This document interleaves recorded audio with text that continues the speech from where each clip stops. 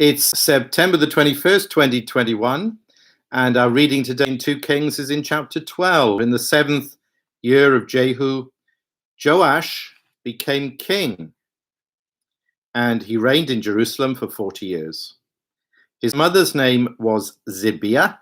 She was from Beersheba. Joash did what was right in the eyes of the Lord. All the years Jehoiada the priest instructed him. The high places, however, were not removed. The people continued to offer sacrifices and burn incense there.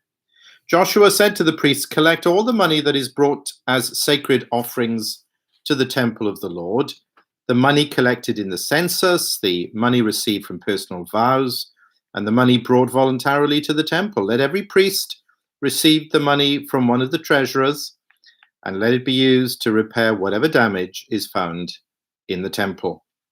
But by the 23rd year of King Joash, the priests still had not repaired the temple. Therefore King Joash summoned Jehoiada the priest and the other priests and asked them, "Why aren't you repairing the damage done to the temple? Take no more money from your treasurers, but hand it over for repairing the temple." The priests agreed that they would not collect any more money from the people and that they would not repair the temple themselves. Jehoiada the priest took a chest and bored a hole in its lid. He placed it beside the altar on the right side as one enters the temple of the Lord. The priests who guarded the entrance put into the chest all the money that was brought to the temple of the Lord. Whenever they saw that there was a large amount of money in the chest, the royal secretary and the high priest came, counted the money that had been brought into the temple of the Lord, and put it into bags. When the amount had been determined, they gave the money to the men appointed to supervise the work on the temple. With it, they paid those who worked on the temple of the Lord, the carpenters and builders, the masons and stonecutters. They purchased timber and dressed stone for the repair of the temple of the Lord, and met all the other expenses of restoring the temple. The money brought into the temple was not spent for making silver basins, wick trimmers, sprinkling bowls, trumpets, or any other articles of gold or silver for the temple of the Lord. It was paid to the workmen who used it to repair the temple. They did not require an accounting from those to whom they gave the money to pay the workers, because they acted with complete honesty. The money from the guilt offerings and sin offerings were not brought into the temple of the Lord. It belonged to the priests. About this time, Hazael, king of Aram, went up and attacked Gath and captured it. Then he turned to attack Jerusalem. But Joash, king of Judah, took all the sacred objects dedicated by his fathers, Jehoshaphat, Jehoram, and Ahaziah, the kings of Judah, and the gifts he himself had dedicated, and all the gold found in the treasuries of the temple of the Lord and of the royal palace, and he sent them to Hazael, king of Aram, who then withdrew from Jerusalem. As for the other events of the reign of Joash and all he did, are they not written in the book of the annals of the kings of Judah? His officials conspired against him and assassinated him at Beth Millo on the road down to Silla. The officials who murdered him were Jozabad, son of Shimeath, and Jehozabad, son of Shomer. He died and was buried with his fathers in the city of David, and Amaziah, his son, succeeded him as king. Amen. Well, things started well for Joash, didn't they? We remember yesterday how his very life was preserved in a most remarkable, almost miraculous way, then for him as a young boy to be brought forth to be the king. But you know what? It's not how you start the race that really matters. It's how you finish it. And that's a big lesson we have to learn from the life of Joash. Verses 1 to 3, again, all very positive and upbeat. Doesn't say of many kings, does it, in Israel in the north or Judah in the south, that they did what was right in the eyes of the Lord. It says that of this man, Joash, which is a big compliment, really.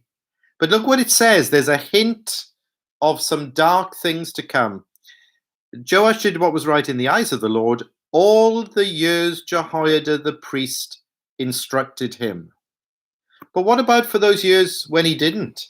What about that time which would come when Jehoiada and his godly instruction and influence wouldn't be there any longer?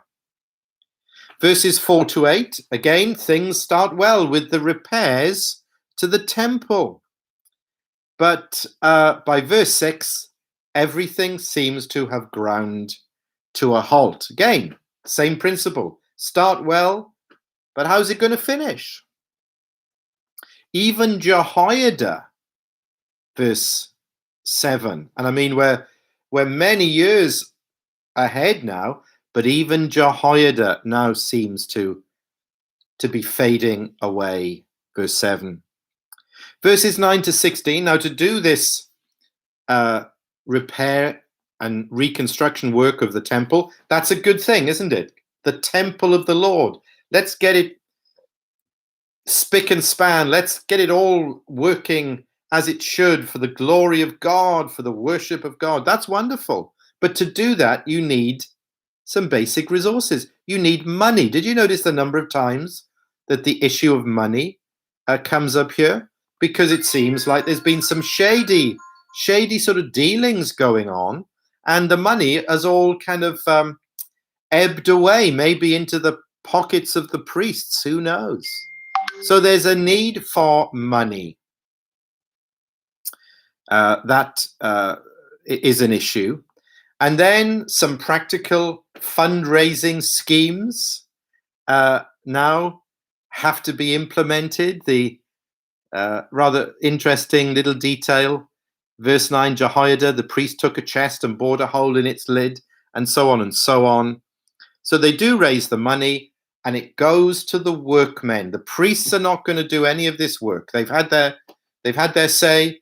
They've taken their rewards. They're out of it. Now it's the workmen of verse 14. And it's the workmen and the supervisors who are paying them and employing them. They are the only little ray of light in this whole chapter, as it describes them at the end of verse 15, men who acted with complete honesty.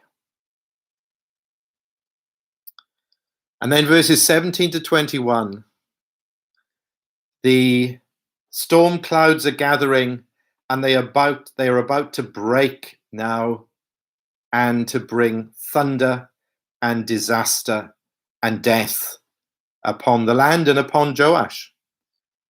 The chapter ends with Hazael. We've seen him so many times, this king of Syria. He keeps popping up. He's an aggressor. Given any opportunity, he will attack Jerusalem. He just wants power, money, resources. He's an expansionist ruler. He's a nasty piece of work, and he just keeps popping up again and again. And here he is again. And when that happens, you know that the Lord is giving power to the enemies of God's people. That's significant. What does Joash do? Does he stand up to him with God's help in the field and fight a battle and defeat him? No. He takes all the family silver, as it were. He takes all the treasures, all the goodies in the temple and in the royal palace, and he bargains with this pagan king. Always a very, very bad sign of these kings in the Old Testament. And finally, this man's life, this king who started out so well, his life was so full of promise, but it ends in a tragic and squalid way. Verse 21, he's assassinated. Now you might say, surely he didn't deserve that. Surely he didn't get that bad that people would conspire against him, his own people, and take his life. Well, that's where we need 2 Chronicles, which is basically the same story as 2 Kings, but told from a different angle with a different agenda of the writer. Read 2 Chronicles 24 sometime. It'll fill in the detail for you, and it will explain to you absolutely how this tragic end came about. You see, it's not how you start the race. It's how you finish. And my friend, how will you finish? Will it be like Joash? Will your life be like Joash, or will you be like the Apostle Paul, who stands before us in 2 Timothy chapter 4 and verse 7 as such a wonderful example? May we all be able to say this as we close our life in this world. 2 Timothy 4:7, I have fought the good fight. I've finished the race. I've kept the faith.